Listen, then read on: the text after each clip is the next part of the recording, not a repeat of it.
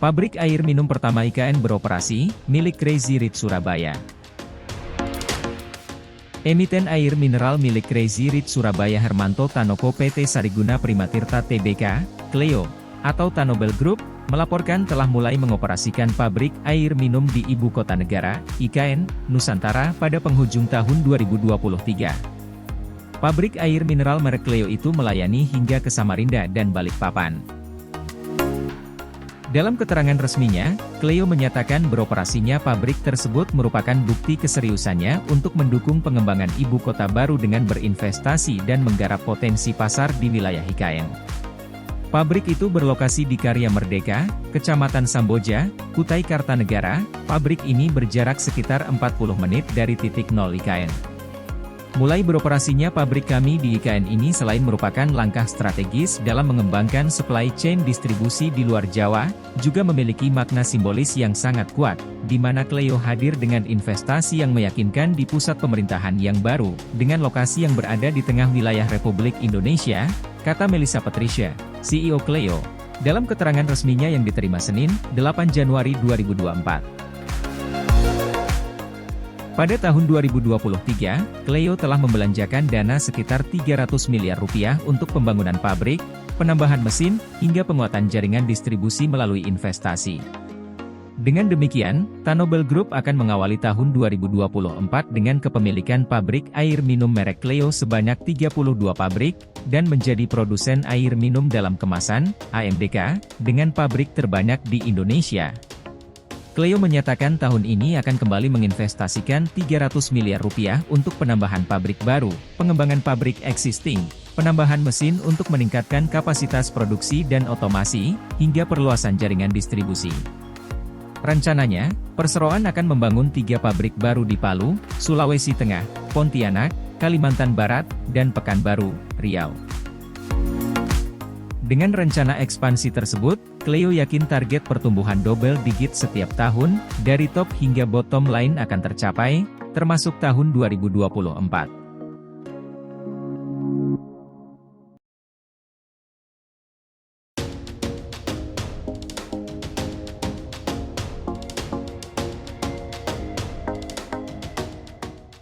Balikpapan dilirik Kadin Malaysia untuk investasi dukung IKN. Kota Balikpapan mendapatkan perhatian dari Kamar Dagang dan Industri, Kadin, Malaysia sebagai salah satu lokasi investasi menyusul posisi kota itu sebagai penyangga Ibu Kota Nusantara, IKN, di Kalimantan Timur. Kami menerima kunjungan dari Presiden Kehormatan Kadin Malaysia Tan Sri Dato Chen Koh Chio. Mereka melirik Balikpapan bersamaan dengan pembangunan IKN untuk berinvestasi, kata Kepala Dinas Penanaman Modal dan Pelayanan Terpadu Satu Pintu, DPMPTSP, Balikpapan Hasbullah Helmi di Balai Kota Balikpapan, Senin. Helmi mengatakan Kadin Malaysia sudah berinvestasi kelapa sawit di kawasan Kutai Kartanegara.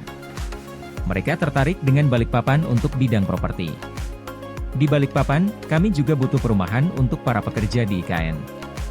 Industri kami di Karyangau yang meningkat pesat, tentu butuh tempat juga untuk karyawan mereka, tuturnya. Kadin Malaysia, lanjutnya, juga berminat menanamkan modal mereka pada industri pengolahan kelapa sawit di Balikpapan. Sudah ada beberapa tempat yang mereka survei untuk investasi mereka, kata Helmi. Sementara, Pemkot Balikpapan menawarkan investasi pada pemenuhan air baku untuk masyarakat kepada perwakilan Kadin Malaysia itu. Mereka ternyata berminat juga untuk menuntaskan kebutuhan air di Balikpapan. Lebih lagi dengan pemindahan IKN, penduduk Balikpapan akan bertambah yang berimbas pada peningkatan kebutuhan terhadap air, ujarnya. Helmi menjelaskan pemerintah kota Balikpapan telah mengajak investor asal Jepang untuk memenuhi kebutuhan air baku dengan desalinasi air dari daerah aliran sungai, Das, Manggar menuju Waduk Manggar. Kota Balikpapan saat ini hanya mengandalkan pasokan air baku dari Waduk Manggar dengan kapasitas produksi 1.100 liter per detik dan Bendungan Teritip dengan total produksi 1.500 liter per detik. Untuk itu, pemerintah kota Balikpapan meminta Kadin Malaysia untuk memaparkan rencana investasi mereka terkait pemenuhan air baku kota Balikpapan itu. Nanti kami lihat, semua yang minat dengan upaya pasokan air baku kami terima. Kami akan melihat mana yang terbaik dan kapasitasnya besar mampu memenuhi kebutuhan, katanya.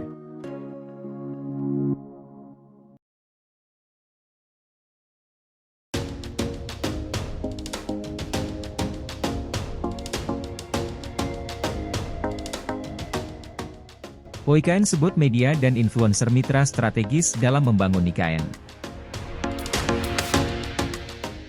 Otorita Ibu Kota Nusantara, IKN, menyebutkan media massa dan influencer merupakan mitra strategis dalam membangun IKN di Kalimantan Timur. Media dan influencer adalah mitra strategis kami dalam membangun IKN.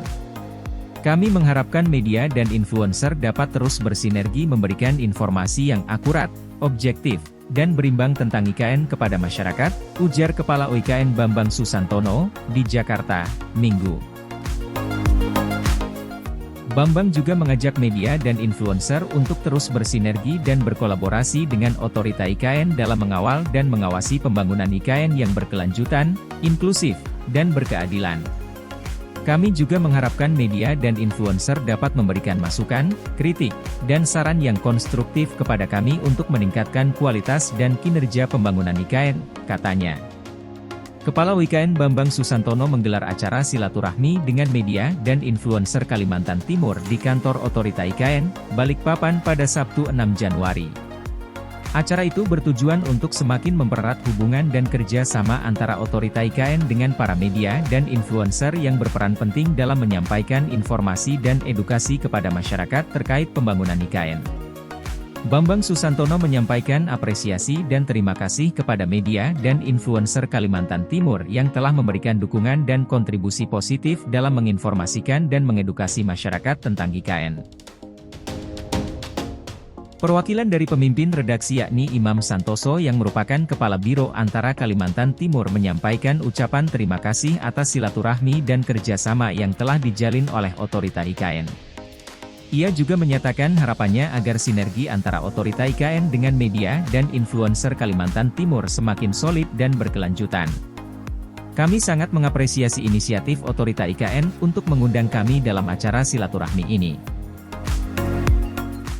Kami berharap acara ini dapat mempererat kerja sama yang lebih produktif antara otorita IKN dengan media dan influencer Kalimantan Timur. Kami siap mendukung dan mengawasi pembangunan IKN sebagai ibu kota negara yang berwawasan lingkungan, kata Imam Santoso.